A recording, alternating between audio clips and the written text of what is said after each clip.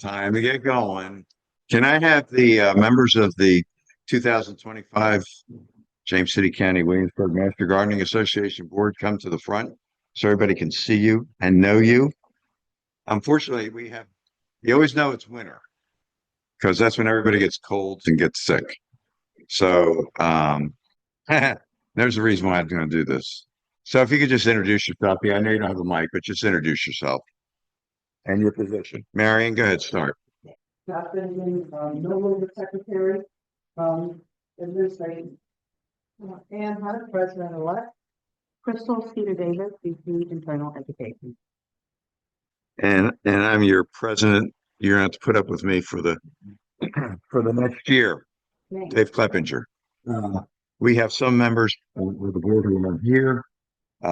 Marilyn, what am I running out? Marilyn Riddle has COVID, but she's fine, she says. Wendy Koenig has all the symptoms that sound like Koenig, and it sound like COVID, but I'm sure he's gonna be fine too. Luke Gladden, a young man who should be as healthy as can be, he's also ill, and that's why he's not here. Did I get everybody? Got everybody. Okay. Thank you. Thank you all for volunteering and doing what you do. Vicky didn't come up. Yes, she did. I forgot. Vicky Kinston. So confused. Okay. All through this year, you're going to see numbers behind everybody's names, and that's the year that you went through Master Gardening training. And I'll be making a point about that later on. We have treasurers. We have little business to take care of. A treasurer's report in minutes. Minutes first. Minutes were distributed. You all had a chance to review the minutes. Did you want to make any comments about the minutes? No. It's Stott's last set of minutes. I should point out that we did not have a secretary as of December 19th, but on December 20th, Wayne Koenig sent me an email and said, I would like to be secretary. And I met with him for 2 hours and asked him the question, are you sure you want to be the secretary? And he absolutely wants to be the secretary. He's very interested in the organization and how it functions, and he wants to play an important role in trying to move it forward. So hats off to Wayne. I'm sorry I couldn't be here today. So this is Dot's last set of minutes that she sent out. Do I have a motion to approve? Second? All in favor, signify by saying aye. Opposed? Thank you. We have a treasurer's report to accept. We tried to put it on a PowerPoint, but it really doesn't look very good up there. Linda and I are going to be meeting to try to come up with a format that provides you with the information that you really should be seeing every month in a nice, easy to understand format. But it's been sent out to you. You've received it. I can go back and forth like this all day long, and it might not make any more sense to you. But I just, unless there's some concerns, or we'll just accept the minutes that accept the treasurer's report as presented. I should point out that the treasurer at every board meeting, every meeting of the board presents a detailed treasury report, so it's always scrutinized thoroughly at the board level, whether you want to do it or not at home when you receive it. Opportunity calendar. It's January. There's not much on the calendar, but I wanted to give those entities an opportunity to tell you all, if you're looking for something to do this month, what's going on. We'll start with Pruning Clinic. Wendy Hamrick is the project leader for Pruning Clinic, and they're meeting at 10 a.m. on January 23rd. Did you what, dear? That was my whole speech, but that's okay. Let me see if I can come up. I wish I had a printing job. I get these things. Everybody get the St. Jude's mailers, and you get the notepads in it. I use those as well. This is all I could find. Anyway, I just to remind you that on the calendar, the 23rd, printing clinic, and this is a team meeting.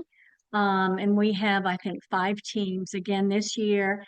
And we will be meeting from about 10 to 12, and calendars are going to be emailed out probably in about a week. I think Wayne was going to take care of that. No, not Wayne. Right. But they'll come out in about a week. So let me know if you didn't get anything. And if you don't get it, please just show up at this meeting. So where's the meeting? Oh, I'm sorry, Freedom Park. Freedom Park, All that will come 10 out. o'clock.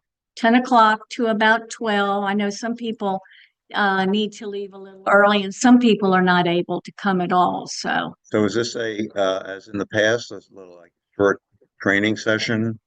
it will be an organization of the 5 teams. They won't change that much. Maybe just, my style versus Frank's style. It's And the teams are geographic teams, is what you're saying? yes. Okay. Kings Mill, Kings Point, Williamsburg, Governor's Land, Ford's Colony, things like that. I sent the new graduates out an email yesterday, just in case they had gotten the information. So hopefully everybody that wants to be there, will come on the 23rd. So anybody that wants to participate just needs to show up. Well, if you haven't gotten my emails, just show up. It means if some reason I don't have your email. And in the interim, if they're interested, they can just send you an email and let you know. Absolutely. Tackle me after. All right. So I think we gave them all the information they need. Yeah. And just be looking for spaces on your calendar. We aim for 60 visits. We have about 15 that have come in. So we've got a little bit of building to do on that. Thank you. So you all get a little advance notice to start cleaning your tools before you show them the homeowners, right? That's what I have to do anyway. That's the only time I clean my tools. Embarrassing. Nice garden. Tiffany, do you want to? No, you got to come here. I can hear you if you don't come here. You're doing all right. I got a bad ankle. Oh, there you go. All right. Hello, everybody. Happy New Year. So Maddie's Garden, Jeff, I believe we don't have any scheduled work days. Is that correct? Okay, so no scheduled work days, which are generally on Mondays. The garden is pretty much in asleep right now. But we have still our curriculum team, which are the master gardeners that go into this time of year, we go into the school and we teach the kindergartners on the 10th and the first graders on the 17th. We do have enough helpers right now, but if you want to even come because you're curious and you might want to see, it might be a good fit for you. We actually will meet at 2:30, not at 2 o'clock, simply because there's not a lot to set up when we have class indoors. And we'll be, for kindergarten, they will be making their own tea bags. And then the first graders on the 17th will be starting bean seeds in Ziploc baggies and taped to their classroom windows to watch the growth. So that's what we'll be doing. And then the curriculum team, the kids, they meet twice a month, all the way through June. So if you're interested, drop me an email. Thank you. 2:30. You're in sync with them on the calendar, right? Okay, good. So I went past credentialing. Is there a link? Oh, there it is. Thank you. Has everybody done this? I'm sure you've all done it, right? On in and done it? No? No, you don't want Dot chasing after you. Let me tell you that. So you understand that you have to go into Better Impact. Sorry. Everybody needs to update their credentialing. I went through it last month. Everybody needs to go through those questions. So on the front page of Better Impact, if you have a problem, you don't know how to do it, you can't figure it out, send me an email, send Dot an email. It's very easy. We'll walk you through it. I've helped several people go through it just over the telephone. Well, I did, but we're having a problem pulling it up. Yeah, that was the idea, but the technology is not allowing us to do it right now. So I'm sorry about that. But if you go into Better Impact and you go into your profile and you go down to qualifications, that screen pops up. There's questions to ask and answer. Or if you can take a shortcut and just go over to the right-hand side where it has 12/31/24 hover your mouse over that and change the 2024 to 2025, and then you're bona fide master gardener for the year. But we all have to do this. And you have to save it, yes.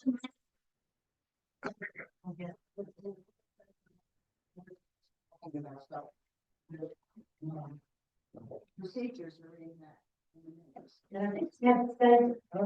You have to save it. That's right.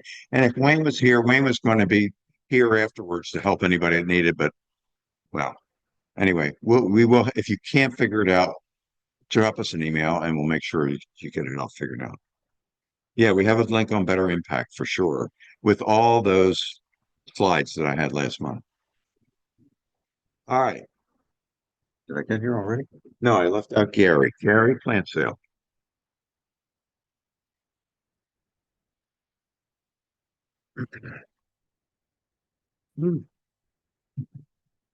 All my three. Yes. For those of you who don't know me, I'm Gary Streb. And for those who don't know, this year I'm going to be leading the plant sale. Yay.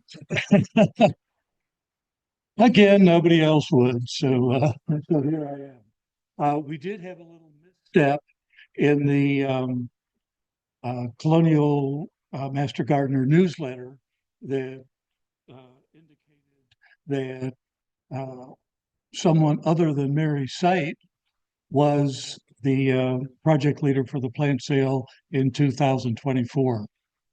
Put that to rest. That's fake news, if you will. Mary did an absolutely outstanding job, and I plan to jump on her shoulders and continue with the high mark that she has set for this unit. And one of the things that I want to mention with the plant sale is it's more than selling plants to the community. If this is an opportunity for us individually as well as collectively to learn how to create a plant from seed or divide it or buy it and nurture it, but to develop a plant that is viable within the community. We're going to be teaching the community on how to do that. So what better way to get some practice is to actually do it. And the participation is what I usually look at, rather than the monetary benefit that the unit gets, is how many folks are involved with the creation of the inventory, as well as the participation in the sale and the setup and all of the administrative things that we do.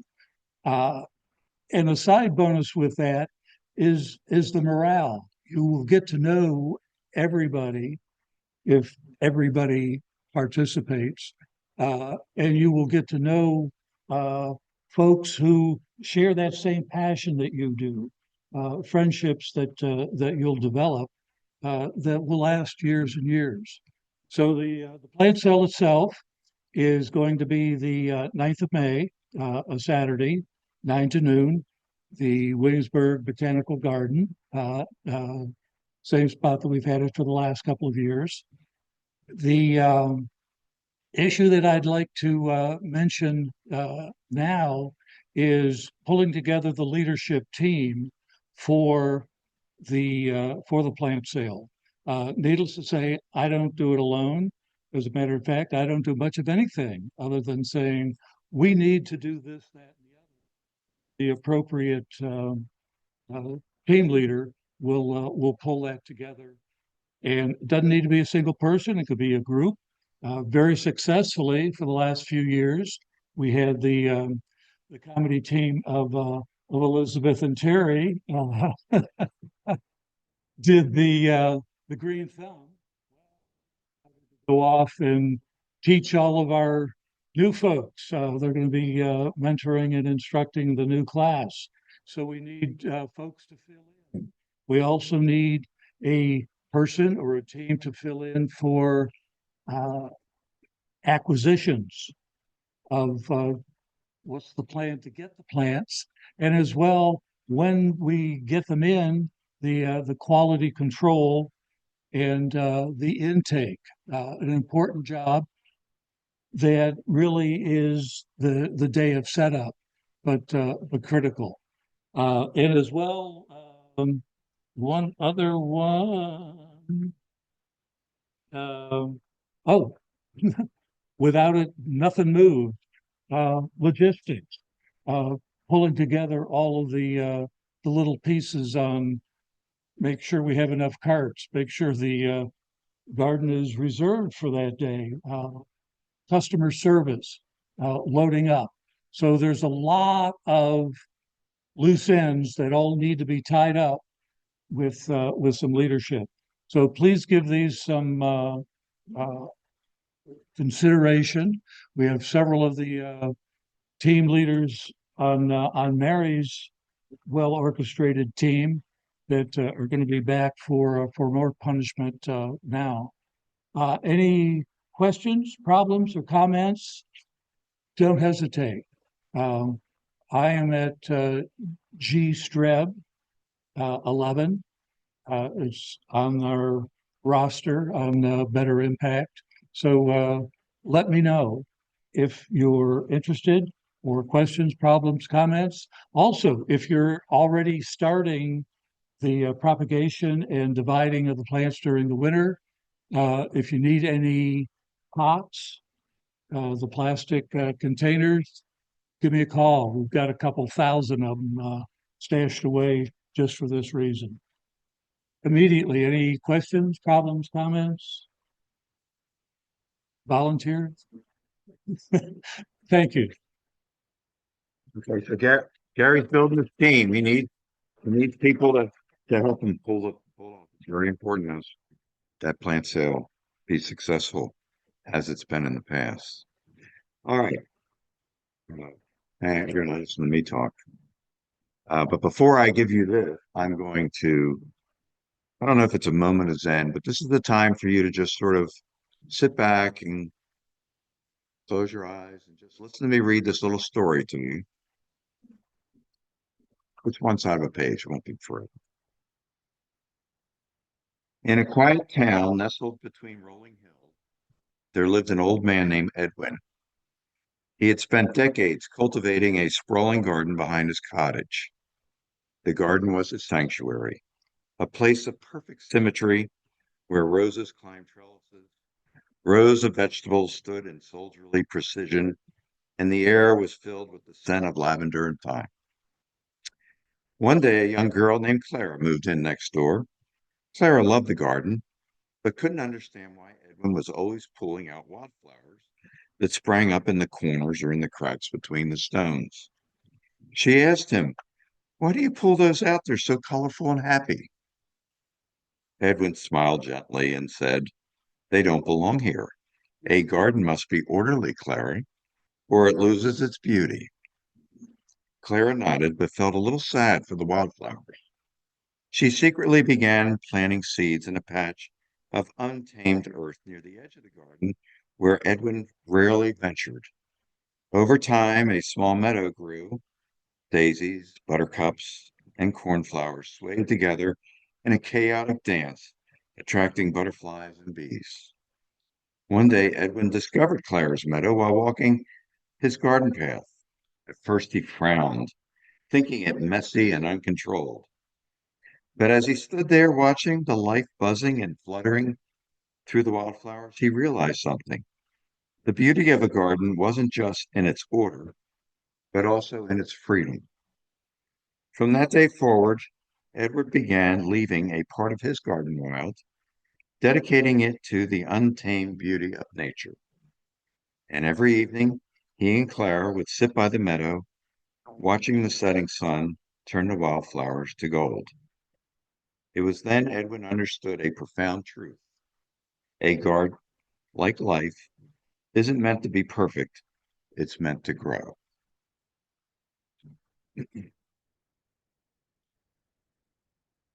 So I can tell you I wrote this, but I didn't. I actually went to Chat GPT and said, "Give me something thoughtful about gardening." and it popped out this interesting story. Looking for something to precede this presentation, that we might try to bring order to everything that we do, but we're all volunteers. We're doing what we want to do. We want to enjoy life. We want to enjoy this part of what's important to us. Things don't always run smoothly, and that's okay, but we're always trying to make things better. And so that with that in mind, I guess it was February, we had a project leader meeting, and there was some concern expressed by some project leaders, whether it be about funding, whether it be about they were just felt insufficiently resourced, not enough manpower, and it was and I thought that it was probably a good time to maybe take a look at it and see if there was something that we could do to help make every project successful. And so we presented the idea to the board, and the board says, yeah, let's move forward with this. And so we wanted to understand the needs of the projects, what was interfering with their ability to be as successful as they'd like to be. We wanted to also understand what volunteer experiences had been in those projects. If it's not a good volunteer experience, well, then the project is never going to be successful. We needed a team of volunteers, and we had 8 volunteers. We stepped forward. We did a lot of interviewing. We interviewed project leaders. We broke up into teams of 2 and interviewed every project leader. We followed that up with a questionnaire to project leaders. We then followed that up with a questionnaire to the membership, and we received over 70 surveys. It took a long time to tally all that up, but there was a lot of good effort put in by the volunteers on this team. We then sifted through all the information we received. Jeff Mellinger did an amazing job pouring through all the better impact of the hours and the data that was in there, so we could try to understand where people were working, spending their hours, trying to get some sense as to what the membership organization was doing in projects. We then developed a set of recommendations, and that's what I'm going to be presenting to you today. So ever mindful of our mission statement, just noting, I'm not going to read the whole thing to you, but we're here to outreach, to be an extension of Virginia Cooperative Extension. We're their volunteers that extend all the knowledge and information that they have. We're to take it into the community, to introduce the best practices for sustainable horticulture and environmental stewardship. So one question we asked the volunteers is, why do we survey? And there was a very clear and distinct reason why we volunteer. Communities, we want to be of service. And I think it's commendable to be of service, particularly at this point in most of our lives, where we've worked a career, and now we appreciate what we have, and all the blessings that we received in life, and we want to give back. And whether we do it through our church, through the food pantry, through Master Gardening, whatever way we do it, it's a wonderful way to live. And for me, it was nice to see that was important. Obviously, you wouldn't be doing it as a Master Gardener if you didn't have some appreciation and enjoyment that you receive from gardening. So we wanted to make sure the projects were adhering to our mission. We wanted to assess whether they were sufficiently resourced, and we wanted to make sure that we wanted to understand and assess whether they were providing meaningful experiences for volunteers. This was the team, a very impressive team. All these individuals stepped up and came to me and said, I'd like to be on the team. You're looking at almost 30,000 Master Gardening hours that so this is a highly experienced, you see the names, you know these people, they're good people in this organization. I think it typifies my experience when I first became a master gardener. Is I was meeting people that had so much knowledge and information. I really felt, wow, there's these people just know so much. I have so much more I need to learn. Um, and it just points out how much talent uh, there is in this organization. And in reviewing the surveys that we received, it was quite apparent just the thoughtful responses that we received. So findings. 77% of master gardeners have 10 years or less experience. You might think that you're a newbie, but you're not. In many respects, a lot of us are newbies. That's one of the reasons why I'm putting the year of your training after your name in any presentation I do, is I want you to have a perspective. I don't want you to use the reason that you're new as a reason why you might not step up and volunteer or take some position of responsibility. And when you think about it, if many of us are retired, not all, but many of us are retired when we enter the organization. So if we assume that we're 65 years old and we're joining this thing, in 10 years we're 75 and we're just falling apart. I am speaking for myself. I can't even walk today. But there's when I look at the we have these big training classes every year, yet we don't really see a big increase in the number of master gardeners in this organization, and that's because so many of us enter so late in our life and start dropping off the active roles when just life interferes with our ability to do things. So that first 10 years that you're here are the 10 best years you have to do what can be done for you to enjoy this organization and what opportunities it provides to you, and for you to give back. Some other things that we found, not unusual in any type of volunteer organization, that a large percentage of the members perform an even larger percent of the work. One thing that we're going to be benchmarking going forward, or at least I'd recommend we benchmark going forward, looking at hours, is how many hours that we're actually putting into sort of that direct touching of the public and what we do. One thing that's also become apparent to me in this process is I think we're rather unique as an organization. And during this year, we're going to be looking into this.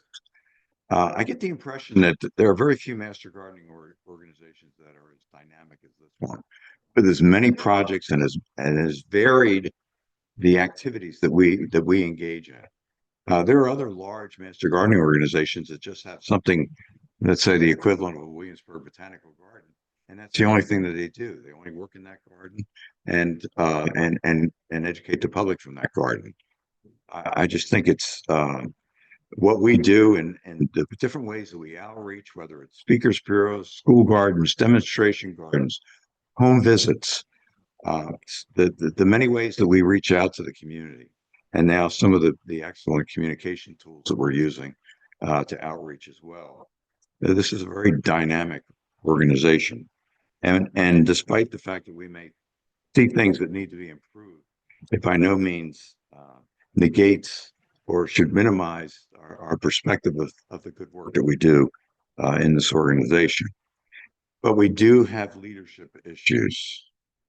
That is one of that's a big issue that we need to address here. I could find some sort of, I was thinking, what do I want to use?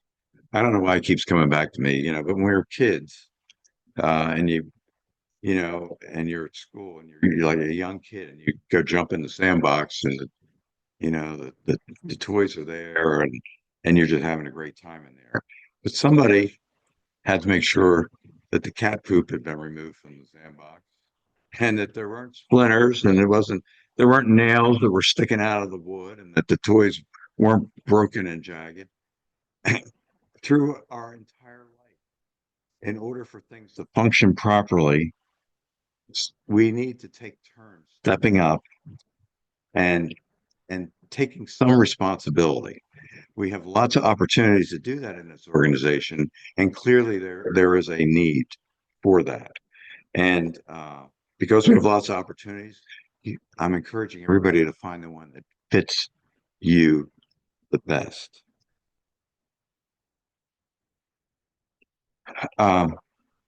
We have projects that are very popular. Landscape Love is one of those projects, for example. If I hear complaints about Landscape Love, it's because people aren't getting as many opportunities to do visits as they'd like to. We have lots of volunteers for Landscape Love. We have other projects that have very few volunteers. It doesn't mean it's a bad project, but maybe it's a project that needs to be refashioned, sold properly to the members, exposed to the members. Those are things that we'll look at as we move through the year. This one really surprised me. Probably the most surprising thing we saw in the work that, and this was Jeff uncovering this little nugget here. Over half of the master gardeners volunteer in 2 or fewer projects. And we have 22 projects, I think it is. And one of the concerns that was expressed in the surveying was that people perceived a lot of siloing that happens. That's ing, if that's a word. Silo. For example, we had comments that people don't see members of the board. They never see members of the board out there. Well, if members of the board are like everybody else and they're just doing 1 or 2 projects, well, the only people that are seeing them are board members and whoever's participating in the 1 or 2 projects that they're participating in. That's just sort of our reality, is that we're, as members, we're locking in on 1 or 2 projects that we're doing and not taking advantage or looking at some of the other opportunities that might be here. I was surprised because this past year I've done, I think, 8 or 9 projects that I worked on. And if I had more time, there were 2 more that I didn't get to do that I would have liked to have done. Anyway, it's something to think about for, if this is just a mathematical calculation, but if all those master gardeners were to redistribute their hours and add 1 additional project, every project would realize 3 to 4 additional volunteers. So the fact that we're locking in 1 or 2 might be preventing us from seeing the other opportunities where there are needs and where you can get the kind of enjoyment, self-satisfaction that you're looking for. I know there's a lot of projects that I'm not really familiar with. I have never walked through the Blatant School Garden yet. I will be soon. I need to understand some of these things as well. So I'm not just pointing fingers. We're all doing this. There was one suggestion that had come up about, well, maybe if we increase the minimum number of hours that master gardeners are required to put in every year, then we'd have more master gardening hours that could be contributed to the total picture. But what we found was people are putting in the time. That's not the question.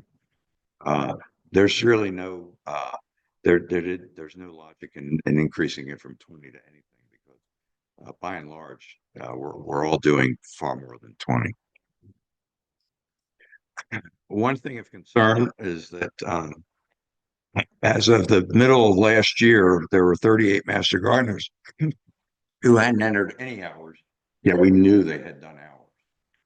And of course, when we do that, we're not getting, you're not accurately presenting, what you're actually doing. And maybe if it's because people just dread the thought of going into better impact, but we really need to do a better job of, on a more regular basis, putting our hours in. So recommendations. So a lot of recommendations for the board of directors to be more hands-on, more interactive, more visible. And as a board, we'll be talking about that at our next meeting, how we might do that. We need to work through the year to try to be filling project leadership and administrative succession ladders. We need to attend those project leader meetings so we can hear firsthand what the issues are, and not just rely.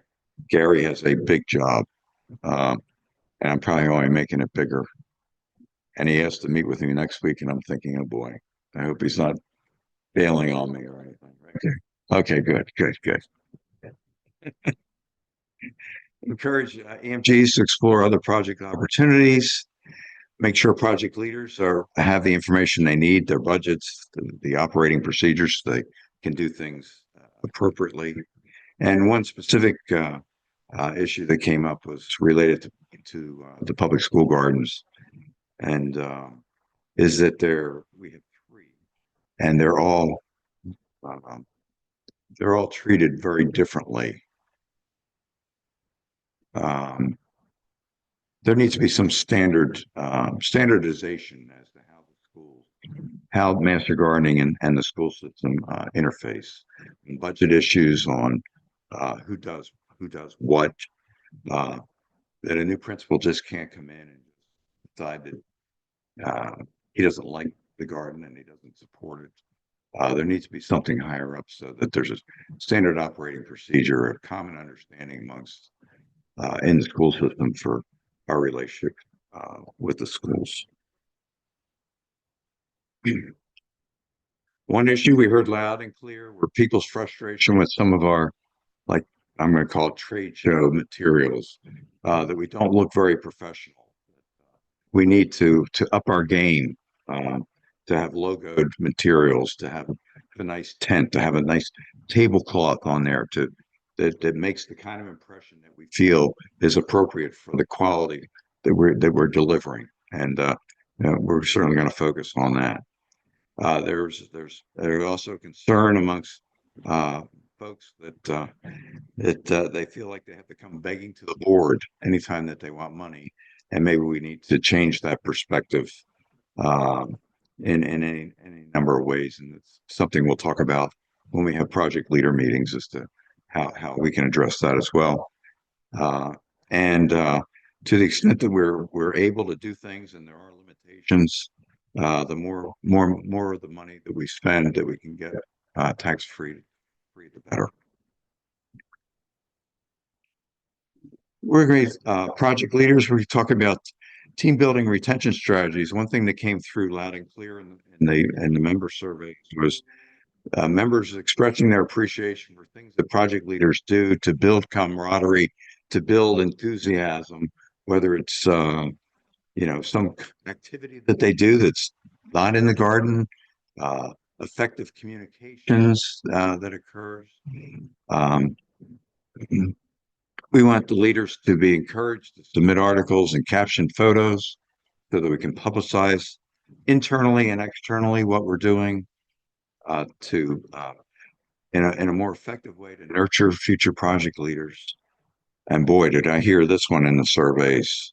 Weeding serfs. A lot of resentment building up that you're a newbie, so you're the weeding serf. And we need to, as project leaders, we just need to be mindful to try to be fair about how the workload is distributed among volunteers.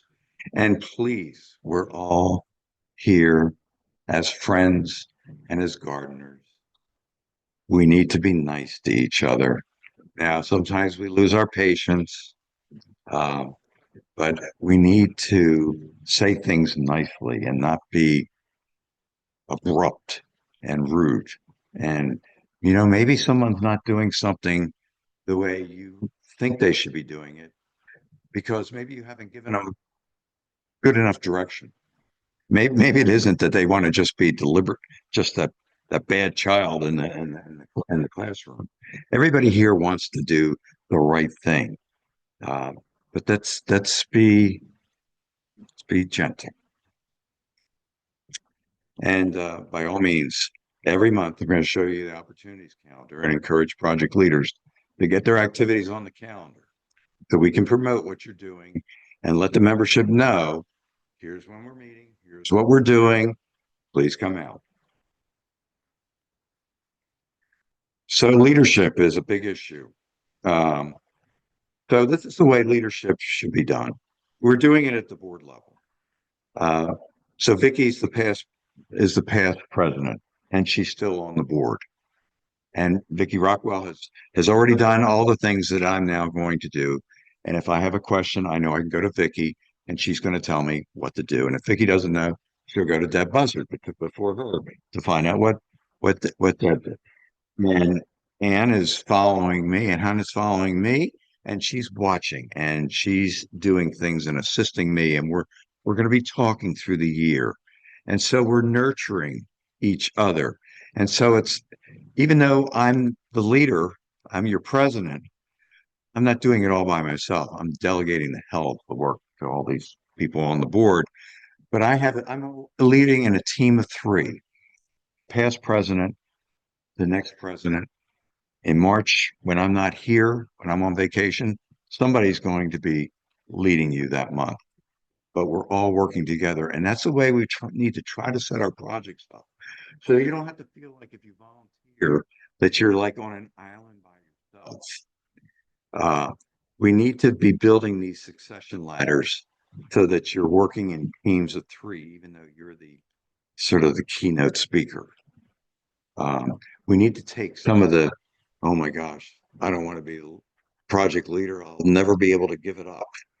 We need everybody to participate, and we're going to be working on this through the year to try to fill these ladders as much as we can.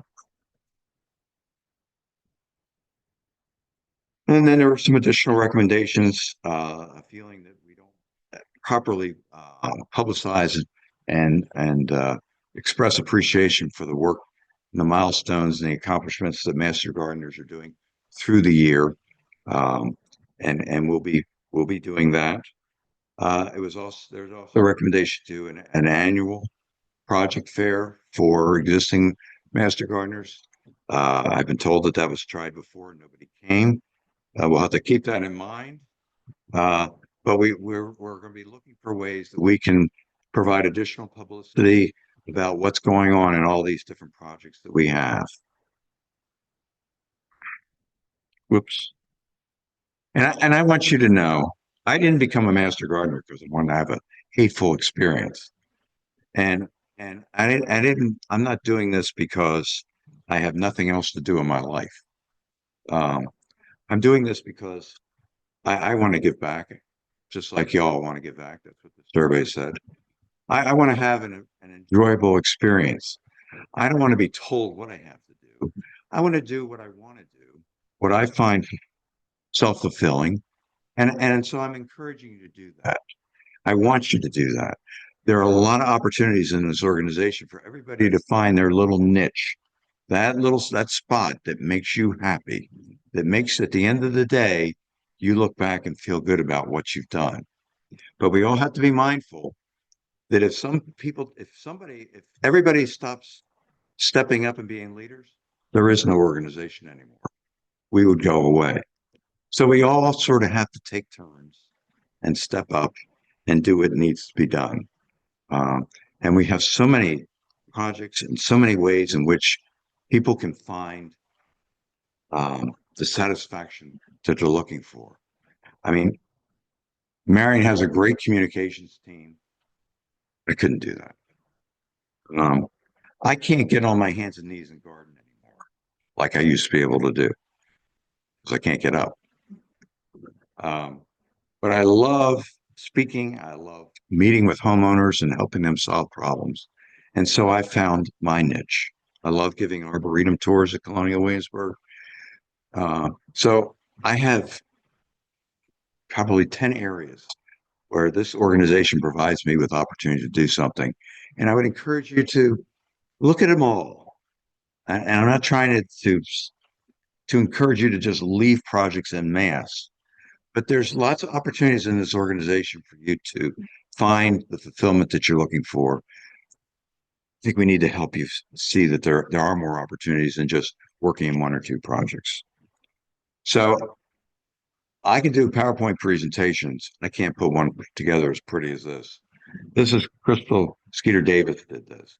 It's a wonderful job, and I want to thank her for doing it.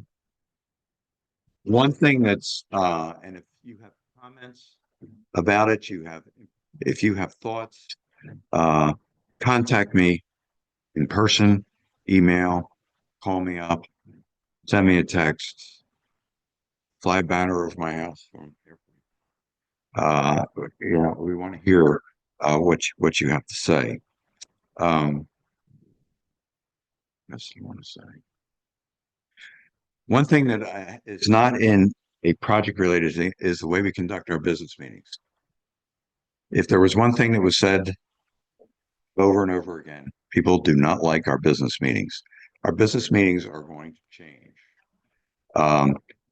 We are going to have business meetings that focus on master gardeners and master gardening projects. We're going to be looking every month to have master gardeners give up and talk about something that they're doing. If they have an area of expertise in aphids control of aphids, and it's that time of the year, that's something that you would want to know. We may talk about plants of the month. We're going to be highlighting projects. We want the business meetings to be fun, enjoyable, social, informative, educational. We're even going to 1 month. We're looking to do like Password or Family Feud. Get some of you hotshots up here and see how much you really know when we ask you questions out of the Master Gardener Handbook. Just as a different way to learn and different way to engage and interact with ourselves and have fun. So the room doesn't seem so dark and you just don't have the same endless, uninformative information. We want to make, and we're going to be, maybe at the next meeting, we're going to be handing out cards, index cards to ask you to fill out what are topics that you're interested in. If we begin to see things that people are interested in, then we're going to arrange. It may not be the head speaker, it may be the monthly speaker, but we're going to have little vignettes. I've worked with Scott Walls, who has this wonderful garden in his backyard, and I said, Scott, you got to do a little presentation on that, and he knows he's going to do that at some point this year, right, Scott? And given that the VCE theme for 2025 is home food production, it'll be perfect because Scott not only grows stuff for himself, but he gives it away to fish, right? Fish. House of Mercy, thank you. So that's our program for today, and we'll see you next month.